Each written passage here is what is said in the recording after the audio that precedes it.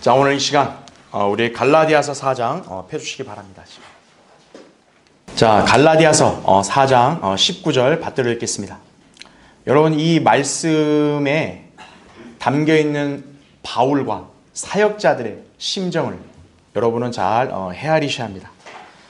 자, 19절 보시면 나의 어린 자녀들아, 너희 안에 그리스도가 형성될 때까지 내가 다시 산고를 치르노라, 이거죠. 자, 오늘 이 말씀을 위해서 우리 잠시 기도하겠습니다. 위대하시고 존귀하신 아버지 하나님, 주님의 은혜와 사랑에 진심으로 감사를 드립니다. 오늘 주님은 이 예배 가운데 함께하고 계시고, 주님은 우리 교회가 주님께 드린 기도와 또 주님께 영광 돌리는 찬송과 또 우리 모두가 또 주님의 위대하심을 함께 공감하는 그런 간증을 주님께서도 다 듣고 계시고 보고 계셨음을 저희는 알고 있습니다. 하나님께서 놀라운 그런 섭리적인 계획 아래 이 교회를 세우시고 또 하나님의 귀한 과업을 위탁해 주셔서 감사를 드립니다. 무엇보다 가장 천하고 어리석기 이를 데 없는 저 같은 자를 주님께서는 또 이렇게 은혜 가운데서 이 교회 사역에 넣어주시고 하나님의 사역을 받들고 수행할 수 있도록 지혜와 능력 주셔서 감사를 드립니다. 이 교회에 모인 신실한 성도들 인해 감사를 드립니다. 주님, 우리 교회가 이 창립 4주년을 또 기반으로 해서 다시 한번 우리 교회가 또 영적으로 도약하고 더 강성하고 튼튼한 지역교회로 굳건하게 설 수 있도록 인도해 주시기를 원합니다.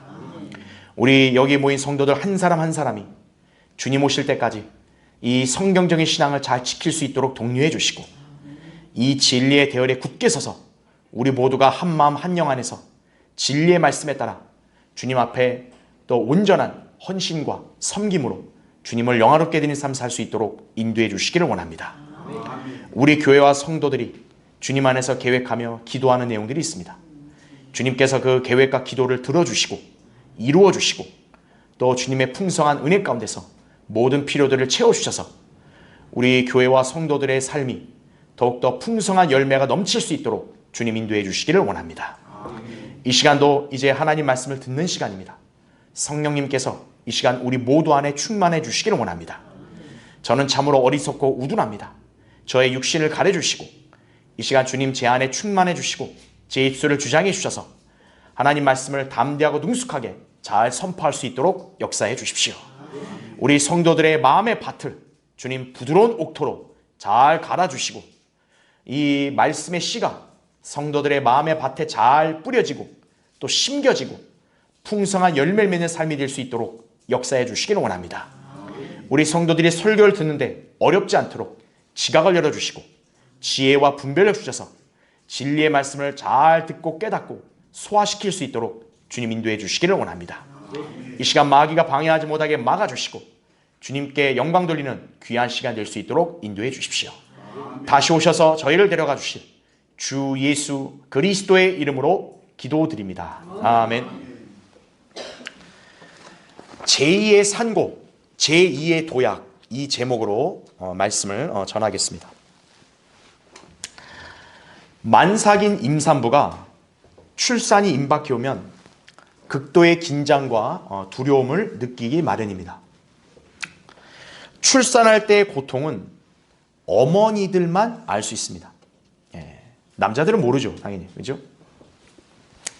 산고는 생명을 낳는 데 있어 반드시 거쳐야 할 관문입니다. 우린 누구나 세상을 아무렇지 않게 낳은 것 같지만 산고라는 희생이 있었기 때문에 우리 자신이 존재하게 된 것임을 간과해서는 안 됩니다. 어머니들이 극심한 산고를 치르면서도 아이를 낳았을 때는 그거를 깨끗이 잊고 기뻐하죠. 그 이유가 무엇일까요? 이제 그 새 생명에 거는 기대와 설렘 때문이겠죠. 그렇죠? 아이가 건강하게 자라서 부모의 기대에 부응하는 훌륭한 사람이 될 때까지 부모는 여러모로 산고에 버금가는 고통과 희생을 치러야 합니다. 자, 이러한 육신의 생명이 거쳐가는 과정, 우리의 영적 생명에도 적용이 될 수가 있는 거죠. 똑같은 생명이니까. 그렇죠? 예수님께서는 사람이 거듭나는 것을 두 번째 출생으로 설명을 하셨습니다. 요한복음 3장 5절 6절에는 이렇게 나와요. 진실로 진실로 내가 너에게 말하노니 사람이 물과 성령으로 태어나지 아니하면 하나님의 나라에 들어갈 수 없느니라 이거죠. 여기 물은 세례가 아니에요. 예수님이 곧바로 이렇게 설명해 주시죠. 육신으로 난 것은 육이요 성령으로 난 것은 영이니라죠. 아하, 물로 태어나는 것은 육신이 태어나는 거구나. 그래서 우리 육신 다 태어났잖아요, 한 번. 근데 한 번 태어나는 것은 안 된다는 거예요. 또 한 번 더 태어나야 된다. 그게 바로 성령으로 태어나는 것이에요. 이거를 거듭남이라고 말씀하는 거예요. 그래서 두 번째 출생이다 이거죠. 두 번째 출생. 자, 육신의 생명이 나오는 데는 산고란 희생이 요구가 되죠. 영적인 생명도 누군가의 산고가 치러졌음을 알아야 합니다. 여러분은 그저 아무렇지 않게 하나님의 자녀로 태어난 것이 아닙니다. 여러분이 자동적으로 구원받았다. 나는 하나님 보시기에 괜찮으니까 하나님의 자녀가 알아서 됐다. 그런 사람 한 사람도 없어요. 거듭남은 썩지 않는 씨, 하나님의 말씀으로 이루어진다고 베드로전서 1장 23절에 말씀하고 있죠. 자, 씨가 어때요? 뿌려지고 심겨져야 열매가 나오죠. 말씀도 그 사람을 구원에 이르게 하려면 누군가가 그 말씀을 전파해야지 그게 효력이 나오는 거죠. 성경은 이 말씀의 씨를 눈물로 뿌려야 기쁨으로 거둔다고 시편 122편 5절 6절에 나오죠. 다시 말하면 여러분이 구원받은 것도 누군가야 그렇게 산고를 치른 덕분에 여러분이 새로운 출생을 하게 되었다는 사실을 잊어서는 안 됩니다. 또한 누군가가 여러분의 구원을 위해서 눈물과 인내로 기도하는 수고 덕분에 그 응답으로 구원받은 사람도 있다는 사실을 기억해야 된다는 얘기죠. 무엇보다 우리 죄인들을 위해서 십자가의 질고를 지신 주 예수 그리스도의 희생과 하나님의 사랑 때문에 우리가 구원받아 하나님의 자녀가 되었음을 무엇보다 우리는 항상 유념을 해야 되는 것이에요. 우리의 죄는 저절로 사라진 게 아닙니다. 우리의 죄는 그리스도의 희생과 그분이 흘리신 피로 값을 치렀기 때문에 제거가 된 것이에요. 내가 누리고 있는 덕, 혜택은 누군가의 희생과 수고라는 사실을 항상 기억을 해야 됩니다. 자, 거듭난 성도, 이제 영적으로 갓 출생한 아기입니다. 이제 그 아기는 어른의 사랑과 보살핌으로 양육을 받아서 성장을 해야죠. 이때 성장을 위해 필수적인 것은 하나님의 말씀입니다. 베드로전서 2장 2절에 이렇게 나오죠. 갓난 아기들로서 순수한 말씀의 젖을 사모하라. 이는 너희가 그것으로 인하여 자라게 하려 함이니라 이거죠.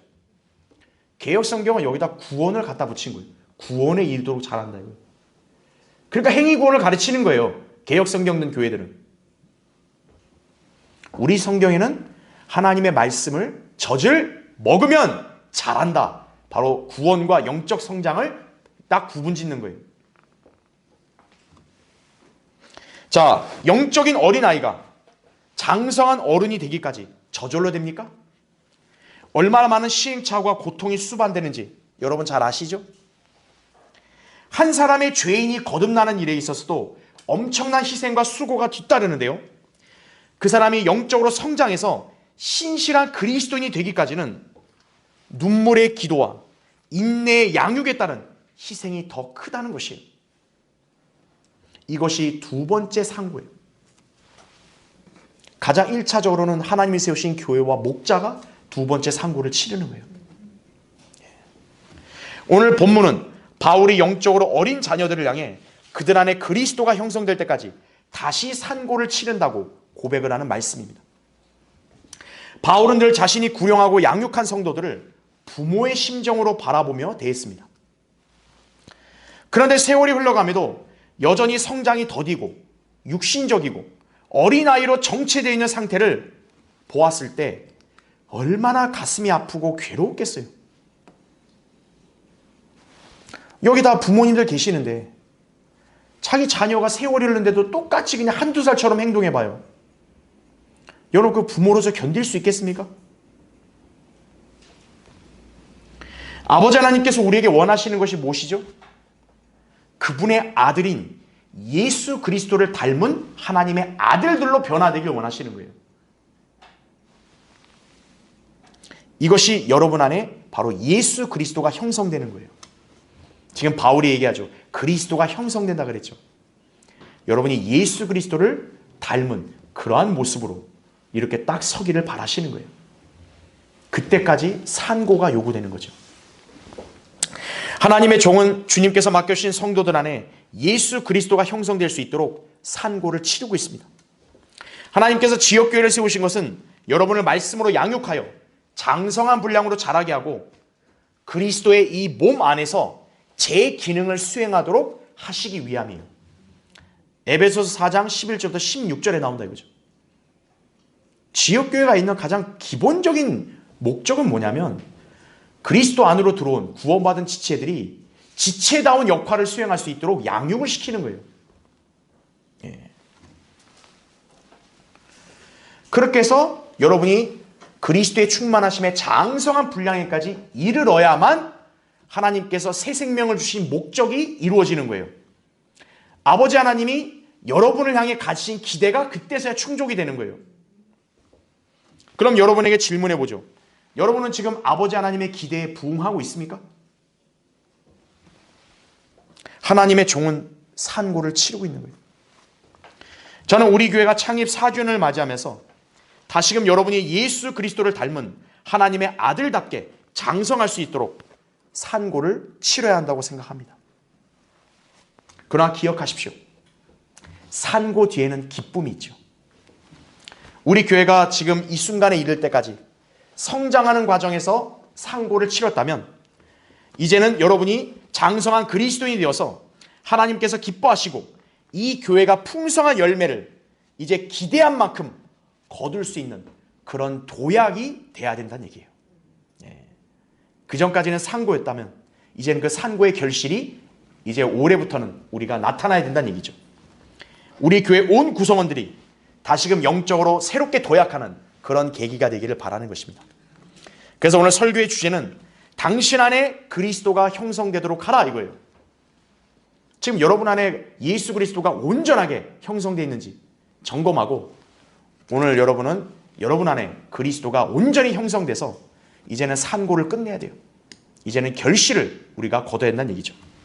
자, 세 가지로 나누어서 설명드립니다. 첫 번째, 육신을 거부하고 성령을 따르는 삶을 살아야 돼요. 네. 자, 찾아보죠. 로마서 8장 한번 보십시오. 네. 로마서 8장 거기 12절부터 13절 읽겠습니다. 그러므로 형제들아 우리가 빚진 자들이나 육신에 진 것이 아니니 육신을 따라 살 것이 아니니라. 너희가 육신을 따라 살면 어떻게 된대요? 죽을 것이나 이거예요. 성령을 통하여 몸의 행실을 죽이면 살리라 이거죠. 거듭난 그리스도인들은 누구나 자신 안에 그리스도의 영이요 아들의 영이신 성령께서 내주하십니다. 로마서 8장 9절이나 갈라디아서 4장 6절에 나오죠. 그렇죠? 아들의 영.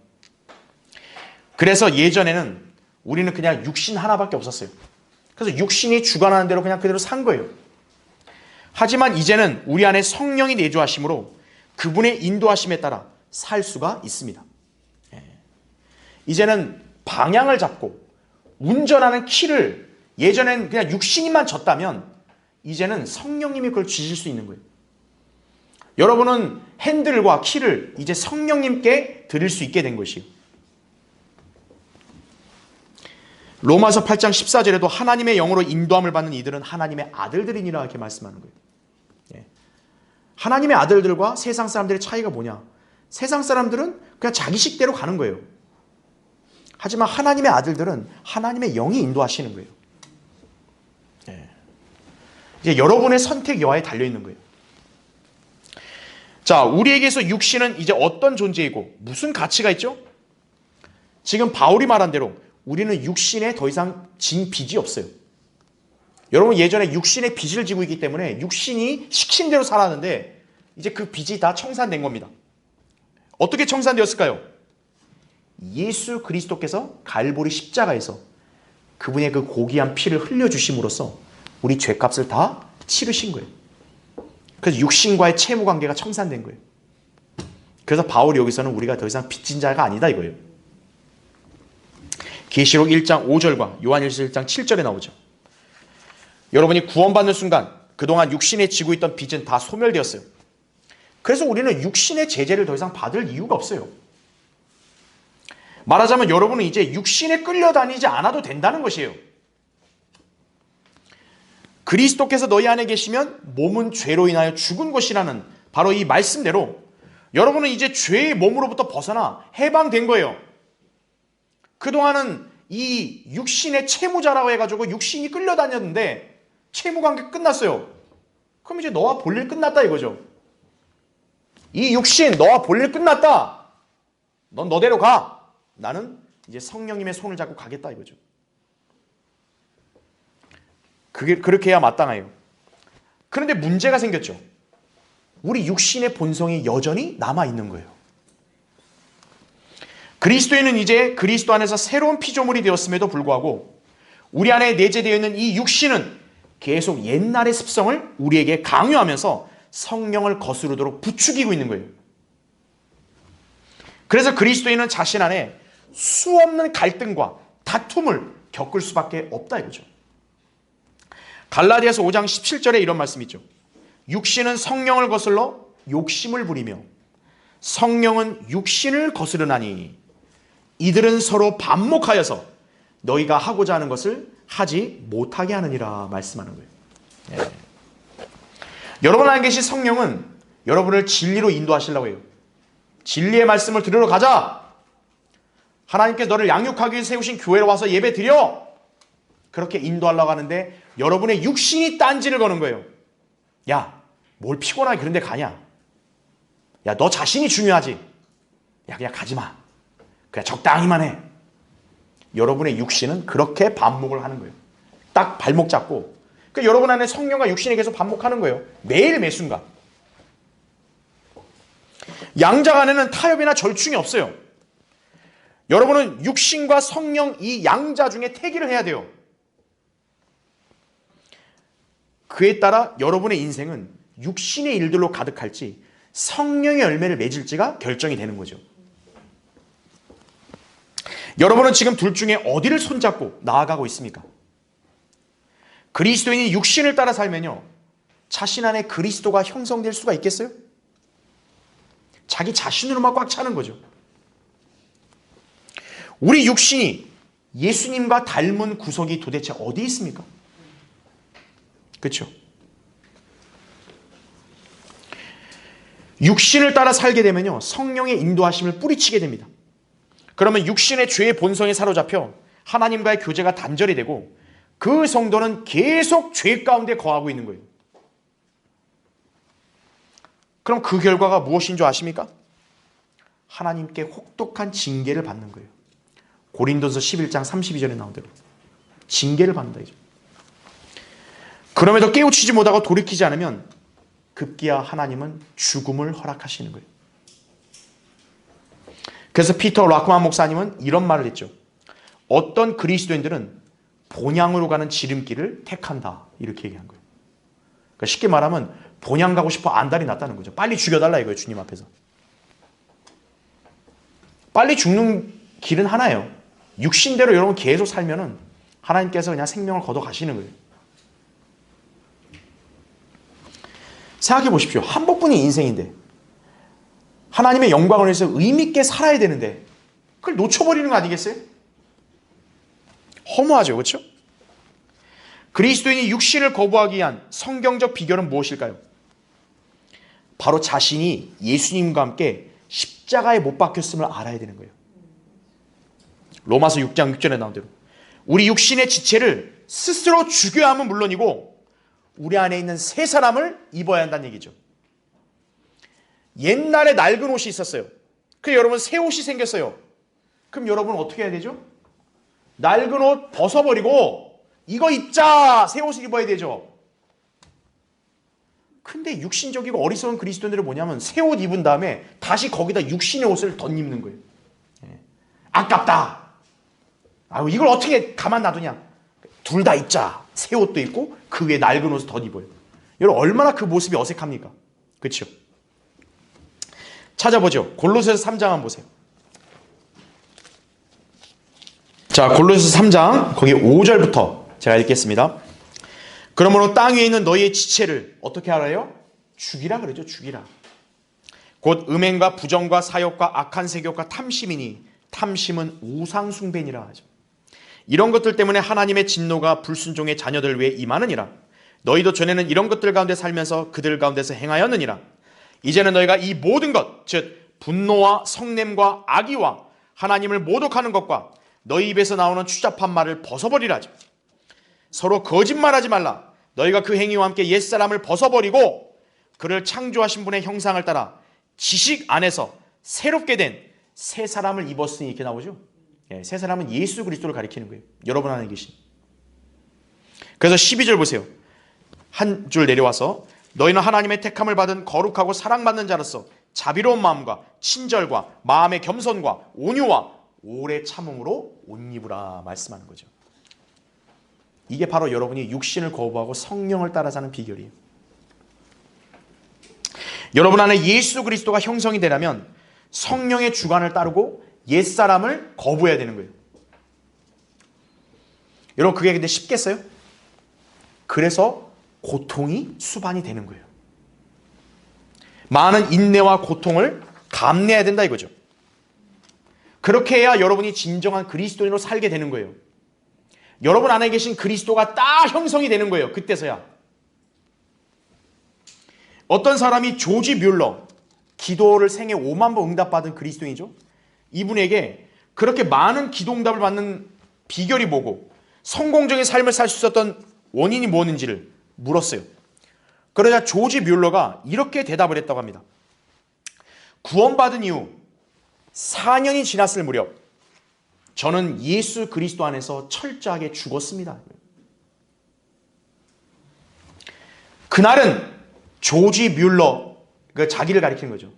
조지 뮬러란 인간이 완전히 죽은 날이었다 이거죠. 사람들의 평판, 육신적인 선택, 내가 좋아하고 싫어하는 거, 불평과 원망, 세상적인 이런 모든 것들 다 죽었다 이거죠. 그것에 대해 조금 더 개의치 않게 되었습니다. 세상 사람들, 심지어 형제 자매들의 칭찬과 비난에 대해서도 완전히 죽었습니다. 그날 이후에 저는 하나님께서 저에게 어떤 칭찬을 하실까에 대해서만 마음을 집중하는 사람으로 바뀌었습니다. 제가 완전하게 죽고 변화된 순간이 저의 성공의 시작이었습니다. 이렇게 얘기한 거예요. 네. 여러분, 현재 자신의 삶의 형태가 성령의 열매를 내고 있는지 아니면 육신적인 성향이나 언행이 나타나고 있는지 점검을 해보십시오. 여러분이 여전히 육신적인 성향이 나타나면 계속 산고를 치러야 돼요. 그리스도가 형성될 때까지. 여러분 안에 그리스도가 형성이 될 수 있도록 육신을 거부하고 성령을 따르는 삶을 살게 되면 이제는 산고가 끝나고 결실을 여러분이 거두게 되는 거예요. 네. 이것이 제2의 도약인 거예요. 여러분도 오늘을 기점으로 제2의 도약을 하셔야 된다 이거죠. 네. 자, 당신 안에 그리스도가 형성되도록 하라. 두 번째요. 하나님의 아들을 믿는 믿음으로 살아야 합니다. 이제는. 그렇죠. 자, 갈라디아서 2장 20절에 이런 말씀이 있죠. 내가 그리스도와 함께 십자가에 못 박혀 있으나 그럼에도 나는 살아있노라. 그러나 내가 사는 것이 아니오 그리스도께서 내 안에 사시는 것이라. 내가 이제 육신 안에서 사는 삶은 나를 사랑하시어 나를 위해 자신을 주신 하나님의 아들을 믿는 믿음으로 사는 것이라 하죠. 그리스도인의 인생을 참 말로 형언하기 쉽진 않아요. 그러나 저는 굳이 묘사한다면 포기된 인생, 그러나 새로운 인생 이렇게 저는 표현할 수 있다고 봅니다. 즉 그리스도인 중에서 자신이 먼저 십자가에 죽겠다고 한 사람 없어요. 그렇죠? 여러분의 그 예전에 여러분 자신의 육신의 삶은요, 여러분이 먼저 끝낸 적이 없어요. 그래서 제가 포기됐다는 말 한 거예요. 포기했다가 아니라 포기된 거예요. 얼떨결에. 예수 그리스도를 믿는 순간. 우리는 그리스도를 믿는 순간부터 죽으심 안으로 침례를 받았다고 말씀을 하죠. 이로 인해 우리는 누구나 이전에 자신의 삶이 종결이 되었고요. 이제부터는 예수 그리스도와 일치된 삶으로 전환이 된 것이에요. 여러분 예수님 믿는 순간 여러분의 인생의 방향도 전환된 거예요. 형태도 전환된 거예요. 그건 여러분이 계산해서 된 게 아닙니다. 여러분은 몰랐어요. 그럼 우리가 성경을 통해 아는 거죠. 아, 내가 예수님 믿는 순간 나는 그분과 함께 십자가에 못 박혀 죽었구나 이거죠. 그러나 나는 살아있다 이거죠. 영이 살아났잖아요. 그럼 예수님은 실제 부활했죠? 그래서 나중에 우리도 어떻게 돼요? 실제로 부활하는 거예요. 로마서 6장 3절부터 5절에 이런 말씀이 있죠. 예수 그리스도 안으로 침례받은 우리가 그의 죽으심 안으로 침례받는 것을 알지 못하느냐? 그러므로 우리가 죽음 안으로 침례를 받아 그와 함께 장사되었으니 이렇게 나와요. 여러분 우리는 물리적으로 지금 무덤에 가지 않았죠? 그러나 영적으로 본다면 여러분은 이미 예수님과 함께 무덤에 들어간 거예요. 이는 아버지의 영광으로 인하여 그리스도께서 죽은 자들로부터 일으키심과 같이 우리도 또한 생명의 새로움 가운데서 행하게 하려 함이니라 이거죠. 만일 우리가 그의 죽으심의 모양을 함께 심겨졌다면 또한 그의 부활하심의 모양과 같이 되리라 말씀한 거예요. 여러분은 죽었어요. 근데 여러분은 죽었는데 새 생명이 생긴 거예요. 그 새 생명은 예수 그리스도의 생명인 거예요. 그러니까 여러분의 인생이 바뀌었다는 거예요. 그리스도인은 이미 예수님과 함께 자기 자신이 십자가에 못 박혀 죽게 된 것입니다. 여러분은 자기 자신을 위한 삶을 이제는 포기할 수밖에 없게 된 것이에요. 그래서 제가 포기된 인생이라는 거예요. 왜냐하면 우리 자신은 이미 죽은 존재가 됐기 때문에 그래요. 하나님의 관점에서는 지금 그리스도인 여러분의 어떤 여러분의 육신은 시체예요, 시체.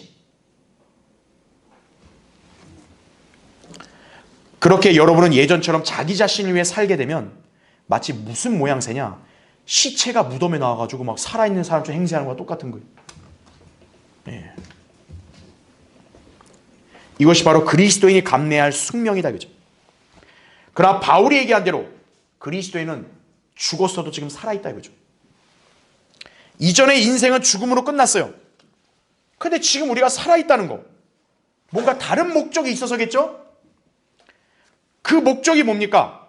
방금 아까 읽었던 갈라디아서 2장 20절 후반부에 나를 사랑하시어 나를 위해 자신을 주신 하나님의 아들을 믿는 바로 그 믿음, 그것으로 사는 것이에요. 새 생명이 존재하는 목적이 그거라고요. 의인은 믿음으로 말미암아 살리라 나오죠. 갈라디아 3장 11절에. 그 말씀이 우리 그리스도인 삶의 기반입니다. 이제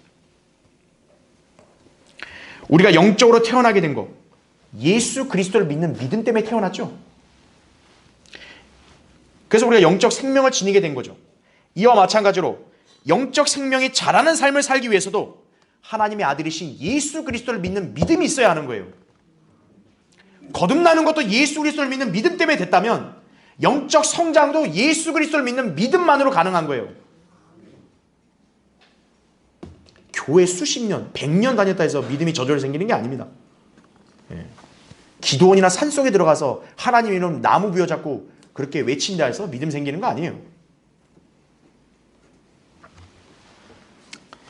우리가 육신 안에서 지금 살고 있는 생명이 있죠. 이 생명은 여러분 자신의 것이 아닙니다. 예수 그리스도의 것이에요. 고린도전서 6장 19, 20절에 나온 게 그거죠. 너희 몸은 너희 자신의 것이 아니니라. 너희는 값을 치르고 산 것이니 그러므로 하나님의 것인 너희 몸과 너희 영으로 하나님께 영광을 돌리라 이거죠. 자, 그리스도인이라고 한다면 누구나 믿음으로 살아야 한다는 점에 동의할 것입니다. 아, 다 그러잖아요. 교회 다니는 사람들. 맞아요. 믿음으로 살아야 돼요. 좋습니다. 그렇다면 무엇에 대한 믿음이에요? 뭐에 대한 믿음? 그냥 믿음으로 살겠습니다. 아니 뭐에 대한 믿음이냐 이거예요. 그냥 하나님 믿어요. 예수님 믿어요. 이렇게 해서 믿음이 자라는 게 아니라는 사실이죠. 우리를 거듭나게 한 그 믿음이 어디서 생겼죠? 하나님의 말씀을 들음으로 생기는 거죠. 로마서 10장 17절에 믿음은 들음에서 나오고 들음은 하나님의 말씀에 의해서니라. 따라서 하나님의 말씀인 바른 성경에 입각해서 믿고 순종하고 실행할 때 하나님의 아들을 믿는 믿음으로 살게 되는 거예요. 이것이 바로 성경대로 믿는 그리스도인 신앙입니다. 성경대로 믿는, 성경대로 믿게 되면 예수 그리스도와 함께 고난에 동참하게 돼요. 디모데후서 2장 2절 3절 4절 나온 대로. 또 성경대로 믿게 되면 자기를 부인하고 십자가를 지고 그분을 따르게 됩니다. 누가복음 9장 23절에 나온 대로. 성경대로 믿게 되면 그리스도를 위해서 박해도 받는 거예요. 디모데후서 3장 12절, 베드로전서 4장 12절 16절에 나오죠. 또 성경대로 믿으면 그리스도의 향기가 내뿜어지는 거예요. 여러분이 성경대로 믿고 살죠? 그러면 일반 사람들이 여러분 앞에 가까이 오면 야, 그리스도의 향기, 저 사람한테 그리스도의 냄새가 나, 이렇게 나와야 돼요. 근데 여러분 육신대로 살면 어떤 줄 아세요? 고약한 냄새 나는 거예요. 영적인 그리스도인들이 딱 가까이 올 때 냄새 피하는 거예요. 세상은 거꾸로예요. 세상은 육신의 냄새가 향기예요. 그래서 세상은 우리 그리스도인들을 역겨워하는 거예요. 저리 가. 예수쟁이 저리 가. 왜냐? 그들은 그리스도의 향기가 그들에게는 굉장히 역겨운 거거든요. 그걸 여러분 아셔야 돼요. 성경대로 믿으면 여러분은 육신의 향기가 아니라 그리스도의 향기가 발산이 되는 거예요. 그뿐만 아니라 여러분은 그분을 대신하는 대사가 되는 거예요. 고린도서 5장 18절에 나온 대로, 20절에 나온 대로 그리스도를 대신한 대사예요. 그게 왜 가능합니까? 여러분 안에 그리스도가 형성이 되니까 여러분이 지상에서 그리스도를 대신할 수 있는 거예요. 여러분이 이렇게 살도록 지역교회에서는 계속 설교로 찔림을 주고 촉구하고 말씀을 가르치고 양육함으로써 여러분을 헌신으로 이끄는 것이죠. 때때로 여러분에게는 권면도 하고 또 견책도 하죠. 성경대로 제대로 하지 못했으면 지적하고 바로잡아 주는 거예요. 연약하고 지쳐있을 때는 여러분을 독려해 주는 거예요. 하나님 말씀에 이런 약속이 있으니 다시 일어서십시오. 디모데후서 4장 2절에 나온 그대로라고요. 그렇기 때문에 어때요? 하나님이 세우신 교회와 사역자는 수고와 인내를 하는 거예요. 왜냐? 인간은 말 한마디로 다 듣지 않거든요. 우리 인간이 본성이 그래요. 인간은 그냥 말 한마디 하면 다 들으면 좋을 텐데 안 들어요. 그래서 계속적인 그런 어떤 양육, 계속적인 훈육, 책망 또는 권면 이런 것들을 자꾸 하고, 그걸 하는 사람 입장에서는 어떻겠어요? 때로는 피곤하기도 하고 때로는 힘들기도 하고 지치기도 하죠. 바울이 그래서 상고를 치른다는 거예요. 다시. 이것이 사역이에요. 이런 사역을 하지 않는 교회는 교회가 아닙니다. 그냥 사람들 모아놓고 그냥 즐겁게 그냥 손뼉 치고 예수 이름 부르고 헌금 내고, 그런 교회는 교회 아니에요. 하나님이 세우신 교회는 거듭난 성도들로 인해서 산고를 치르는 그런 과정을 겪는 교회가 진정한 교회예요. 이 과정을 통해 기대하는 게 뭐겠어요? 여러분이 성숙해지는 거예요. 하나님께서 그래서 우리를 오래 참아주시는 거예요. 하나님이 세우신 교회도 그래서 여러분을 인내로 끝까지 최선을 다해 양육을 하는 것이에요. 예수 그리스도께서 우리를 위해 자신을 주신 목적이 무엇인가요? 헌신하도록 하기 위함입니다. 왜 성령께서 여러분 안에 내주하십니까? 여러분, 성령님이 왜 여러분 안에 들어오셨죠? 왜? 심심해서 들어오셨나요? 여러분을 주관하기를 원해서 들어오신 거예요. 성령님이 여러분 안에서 여러분을 주관해야 여러분 안에 그리스도가 형성이 되는 거예요. 근데 성령님이 여러분을 주관하지 못하고 여러분 자신이 자꾸 고집 부리고 핸들을 붙잡으려고 하면 그리스도가 형성이 될 수 없는 거예요. 고린도서 5장 15절, 우리가 너무나 잘 아는 말씀이죠. 그가 모든 사람을 위하여 죽으신 것은 산 자들이 이제부터는 더 이상 자신들을 위하여 살지 않고 자기들을 위하여 죽었다가 다시 살아나신 그분을 위하여 살게 하려 함이라 말씀하는 거죠. 우리 찬송가의 헌신의 가사에 나온다고. 내 너를 위하여 몸 버려 피 흘려. 내 죄를 대속했건만 너는 무엇하냐. 즉 뭡니까? 주님이 여러분을 구하기 위해서 상고를 치렀다 이거예요. 그럼 상고 치른 기대를 충족시켜줘야죠. 그래서 우리한테 반문하시는 거예요. 내 너를 위해 몸 버려 피 흘려 죽었건만 너 무엇하느냐.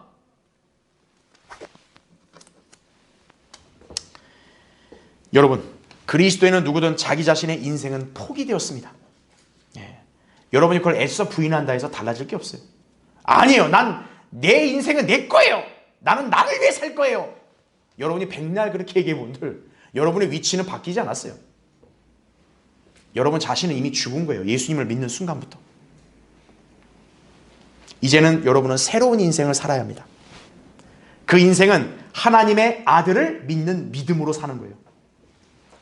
예수 그리스도를 위해 여러분의 인생의 목표를 설정하고 전개해 나가는 것이요. 여러분이 그렇게 살게 하기 위해서 이 교회와 목자는 산고를 치르는 거예요. 지금껏 치러왔다 이거죠. 앞으로도 치를 거예요. 그러나 여러분은 그 희생과 대가가 헛되지 않도록 이제는 여러분 각자가 결실을 풍성히 거둬야 된다는 얘기예요. 네.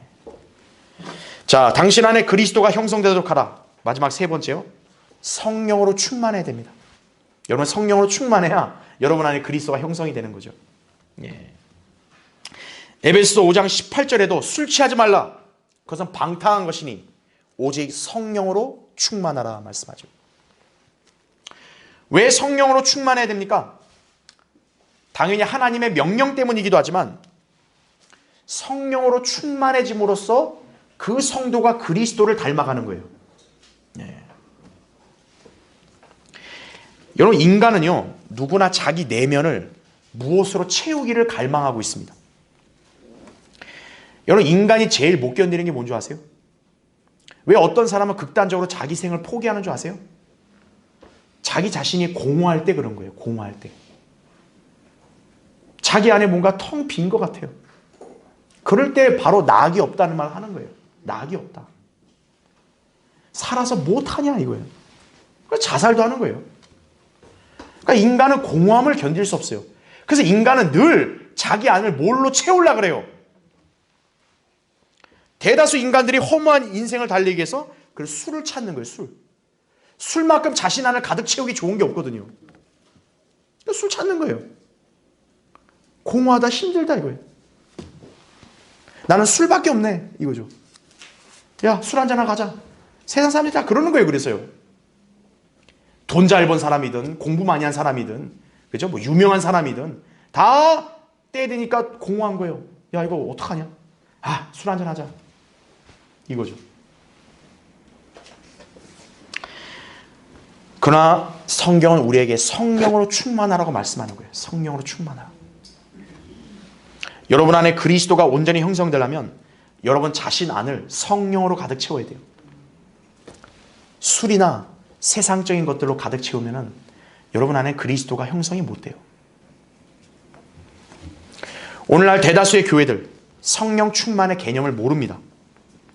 구원받지 않고 교회만 다니는 사람들은요 그저 교회 생활에만 충실하다 보면 어느 순간 자신 안에 흥분과 열광이 넘치게 되죠. 갑자기 눈물 콧물이 쏟아지죠. 하나님의 이름이 저절로 나오죠. 그러다 보면은요 자기 입에서 정체불명의 소리까지 터져 나오죠. 그것을 방언이라 그러는 거예요. 그 사람들은요. 네. 자기 안에 성령이 충만해서 방언이 나왔다는 거예요. 그렇게 방언 얘기하는 거예요. 그게. 멀쩡한 정신 가진 사람 입에서 그런 게 나오겠어요? 뭔가 소리 지르고 계속 뭔가 막 이렇게 해야 거기서 나오죠. 그런가 하면 무아지경에 빠져서 근거 없는 환상을 보거나 환청을 듣게 되죠. 그러면 그것을 성령 체험이라고 갖다 붙이는 거예요. 그러나 이런 현상은 성경에서 말씀하는 성령 충만과 아무런 관계가 없어요. 왜죠? 제가 방금 열거한 이런 현상은 굳이 교회가 아니어도 어디 가서 다 할 수 있는 거예요. 절간이나 산속에서 다 할 수 있어요. 예. 하나님 말고 다른 신 불러도 할 수 있어요. 예. 전혀 성경적 근거가 없다 이거죠. 여러분 아십니까? 성경에는 성령 침례를 받으라는 명령이 없어요. 여러분 보고 성령 침례 받아라는 명령이 없어요. 왜요? 성령 침례를 내 노력으로 받는 게 아니거든요. 누구나 예수 그리스도를 믿고 영접하는 순간에 성령으로 침례를 받는 거예요. 그래서 성령 침례 받으란 말을 안 쓰는 거예요. 구원 받으란 말을 하는 거죠. 사람의 열망과 상관이 없는 거예요. 자, 구원받은 사람만이 성령이 내주하시는 거예요. 그래서 성경은 그리스도인에게 너희 안에 내주한 성령이 너희 안에서 충만해지라고 명령을 하는 겁니다. 왜냐? 성령이 내주하는 것과 성령이 여러분 안을 가득 채우는 것하고는 별개의 문제이기 때문에 그래요. 성령 충만은 그리스도인 각자가 하기 나름이에요.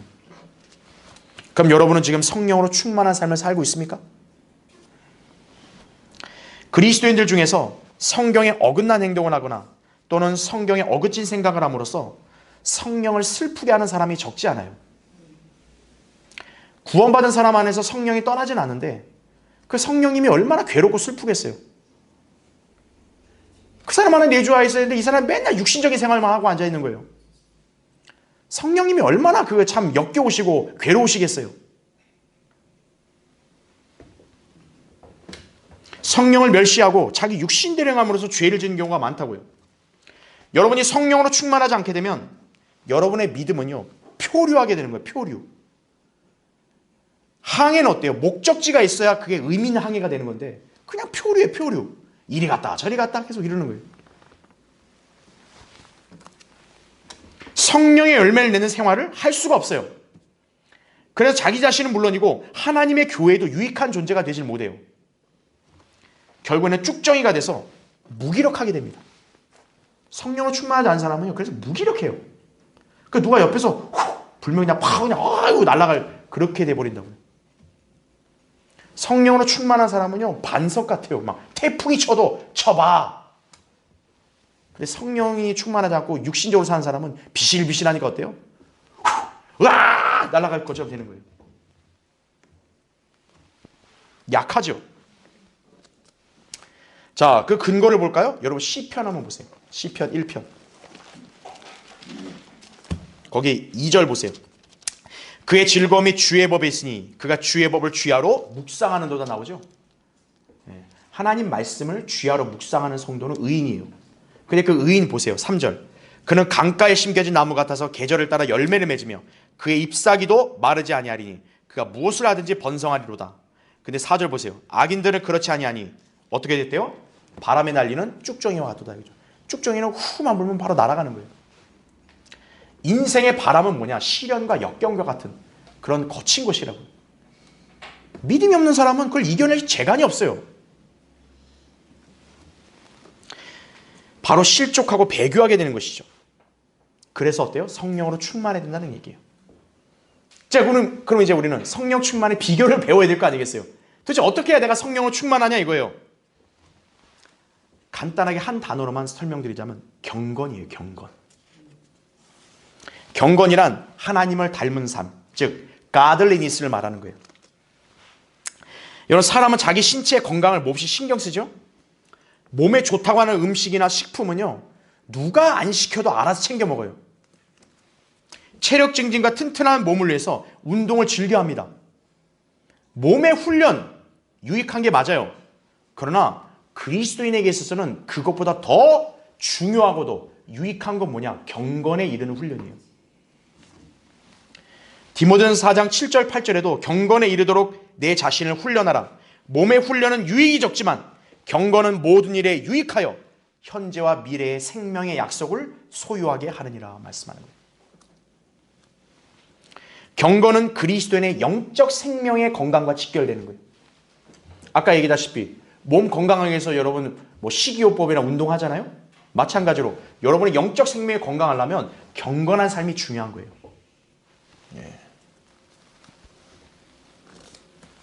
예수 그리스도를 닮은 삶이라죠. 바로 그게 그리스도가 형성이 되는 거예요. 자기 안에. 자, 그래서 경건에 이르려면 당연히 어떻게 해야 돼요? 말씀과 기도에 정진해야 경건이 되는 거예요. 예. 그냥 가만히 이제 하나님 나 좀 경건하게 만들어주세요. 그게 되는 게 아니죠. 그렇죠? 살찐 사람이 나 날씬해지고 싶다. 날씬해져라. 그래서 날씬해지는 게 아니죠. 운동하고 노력해야 살이 빠지죠. 경건한 사람이 되려면 자기가 노력을 해야 경건해지는 거예요. 바로 말씀과 기도의 생활이라고 해요. 주님과 지속적이고 진실한 교제를 나누어야만 여러분 안에 그리스도가 온전히 형성이 되는 거예요. 네. 말씀도 읽지도 않고 기도도 하지도 않고 심지어는 기억이 가물가물한 사람도 있는 거예요. 내가 언제 성경 읽었지? 내가 언제 기도했더라? 가장 심각한 사람이에요. 자, 마지막 찾아보죠. 골로새 3장 한번 보세요. 거기 16절 17절 보십시오. 자, 그리스도의 뭐라고 합니까? 말씀이라고 얘기하죠. 그리스도의 말씀이 모든 지혜로 너희 안에 어떻게 하래요? 풍성히 거하게 하되 시와 찬송과 영적인 노래로 서로 가르치고 권면하며 너희 마음속에서 은혜로 주께 노래하고 또 말에 있어서나 행실에 있어서나 무엇을 하든지 모든 것을 주 예수의 이름으로 하고 그를 통하여 하나님 곧 아버지께 감사를 드리라 말씀하는 거죠. 여러분 찬송을 하죠? 감사를 하죠? 여러분 그거 인위적으로 한번 해보려고 그러세요. 인위적으로 하면 한계가 있어요. 그리고 자기도 오글거리죠. 왜? 마음이 없는데. 그러나 그리스도의 말씀이 여러분 안에 풍성히 거하고 역사하면 누가 시키지 않아도 여러분의 입에서는 하나님을 찬양하고 드높이는 노래 또 감사가 저절로 나오는 거예요. 그게 성령으로 충만한 사람이에요. 네. 또한 그리스도인은 주님과 기도함으로써 교감을 이루어야 돼요. 그분의 뜻을 간파하여 순종하게 됩니다. 기도하지 않는 사람은 하나님의 뜻을 몰라요. 그러니까 자꾸 엉뚱한 짓을 해요. 자기 인생에서. 특히나 성령으로 충만케 해달라고 기도해야 되는 거예요. 여기 성령 충만이 명령이 나왔잖아요. 우리가 이 명령을 이행하려면 어때야 돼요? 주님의 도우심이 필요하잖아요. 그래서 기도하는 거예요. 여러분이 진지하게 성령 충만케 해달라고 얼마나 간절히 기도해 보셨습니까? 그냥 우리는 그냥 삶에 필요만 놓고도 이거 좀 해주십시오. 그 기도는 정말 열심히 했는데 그와 비교해서 여러분 성령 충만케 해달라는 기도 진지하게 얼마나 해보셨나요? 여러분이 성령으로 충만한 삶을 영위할 때까지는요 산고는 계속 치르게 돼요. 계속 산고만 치르면 어때요? 힘들잖아요. 산고를 치렀으면 이젠 열매가 좀 기대한 열매가 나와야죠. 그렇죠? 바로 성령의 열매와 구령의 열매예요. 농사를 지으면 수확이 있어야죠. 여러분 농부가 농사 왜 짓습니까? 체력 운동하려고 농사 짓는 거예요? 아니에요. 자기가 열매를 거두려고 농사를 짓는 거예요. 수확을 해야죠. 그래야 사람과 짐승이 양식을 얻을 수 있는 거죠. 하나님께서 자기 자녀들에게 성령으로 충만하라고 명령하신 것은 자녀들로 열매를 내게 하기 위함이에요. 성령의 열매가 나와야 된다 그죠? 사랑, 기쁨, 화평, 오래 참음, 친절, 선함, 믿음, 온유, 절제. 여러분 인생에 여러분의 성향이 그게 나오세요? 아니면 육신의 일들이 나오세요? 짜증, 화, 의구 이게 나오는 그렇죠? 그리스도의 육신적으로 살면 그렇게 될 수 있는 거예요. 성령으로 충만하게 되면 찬양과 감사와 그 다음에 기쁨과 화평이 나오는 거예요. 그리고 예수 그리스도를 사람들에게 증거할 수 있는 거예요. 그게 성령 충만한 사람이에요. 자, 여러분 잠수부가 물속에서 효율적인 활동하려면 뭐가 필요합니까? 산소가 있어야죠. 산소. 그리스도인들도 효과적인 그리스도인의 삶을 살기 위해서는 성령으로 충만해야 되는 거예요.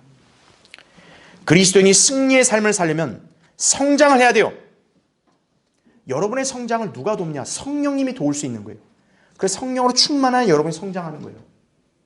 성령으로 충만하지 않으면 성장이 안 돼요. 네. 여러분이 그리스도인이 되었다고 하면 이제는 옛날의 생활 방식을 청산하고 이제는 성령으로 충만한 다른 형태의 생활 방식을 이제 여러분 사셔야 되는 것이에요. 자, 결론을 맺겠습니다. 어떤 그리스도인 형제의 아내가요 임신을 해서 산부인과에 입원한 적이 있었습니다. 근데 이 그리스도인 형제가 이상한 현상을 감지해요. 구름이 잔뜩 끼는 날에요, 응급실로 만삭의 임산부들이 들것에 실려온다는 거예요. 이 같은 현상이 반복되다 보니까 아니 왜 구름만 끼면 이렇게 분만 실은 북새통을 이룰까? 이런 의문이 생겼다 그래요. 그러던 중에 간호사를 통해 그 이유를 알게 되었는데요. 구름이 끼는 이 저기압인 날에는 이 임산부들이 기압의 영향으로 조산을 하는 경우가 많다고 합니다. 그러니까 유독 구름이 자주 끼던 그 기간 동안은 임산부들의 이 산고가 진통이 극심한 거예요. 그러니까 저기압의 영향을 받는 거죠. 근데 그 산모가 그렇다고 애를 포기하겠어요? 아니죠. 어떻게든 뱃속에 내는 건강하게 낳겠다는 그 일념으로 극심한 진통을 참아내는 것이에요. 그게 바로 산고의 의미입니다. 그렇죠? 여러분, 한 생명을 태어나게 하는 데 있어서 그 산고가 얼마나 힘들겠어요? 그렇죠? 그런데 그 생명을 돌보고 자라게 하는 데 있어서 산고는 더 센 법이에요. 그렇죠? 우리가 그러잖아요. 낳는 것도 힘들었지만 기르는 것도 더 힘든 거예요. 그렇죠? 예. 영적인 삶도 마찬가지입니다. 죄인으로 하여금 예수 그리스도를 믿어 거듭나게 하는 것도 상고가 요구되지만, 그런 뒤에 그 그리스도인이 죄에서 성별하여 주님과 빛 가운데 행하고 또 생명의 새로운 가운데 살도록 하는 데 있어서는 더 많은 산고가 요구가 되는 거예요. 이때 그 그리스도인은 상고를 알겠어요? 모르죠. 자식들은 어떻습니까? 어머니의 상고를 몰라요, 자식들은. 네. 그러니까 오죽 답답한 어머니가 그러죠. 내가 너를 낳고 미역국을 마셨겠냐 그러잖아요. 네. 자식들은 몰라요, 그게. 어머니만 아는 거죠, 그 고통. 자, 여러분, 우리 그리스도인도 마찬가지예요. 여러분은 그냥 혼자 이렇게 그냥 믿음 생활하는 것처럼 보이죠? 아닙니다. 여러분의 영적인 성장을 위해서 누군가가 기도와 수고와 인내로 산고를 치르고 있다는 걸 아셔야 돼요. 1차적으로는 교회의 목자겠죠.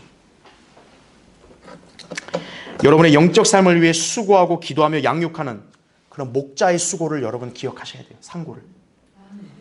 그 산고를 더 오래 치르게 하면 안 돼요. 이제 산고를 치른 것은 창립 4주년으로 족해요. 이제는 도약을 해야 돼요. 그렇죠? 여러분이 빠르게 성장해서 그리스도가 여러분 안에 형성되도록 해야 돼요. 그래야 이제 산고 끝! 이제는 즐거운 열매! 이렇게 되는 거죠. 자, 여러분의 신앙생활 연수, 이제 오늘 창립 4주년을 맞이해서 한 살 더 늘었습니다. 이에 비례해서 여러분은 성장하셨습니까? 이제 우리는 제2의 산고를 끝내고 영적인 도약을 해야 합니다. 장성하고 풍성한 열매를 맺고 승리하는 그런 여러분이 되시길 바라겠습니다. 자, 기도하겠습니다. 예.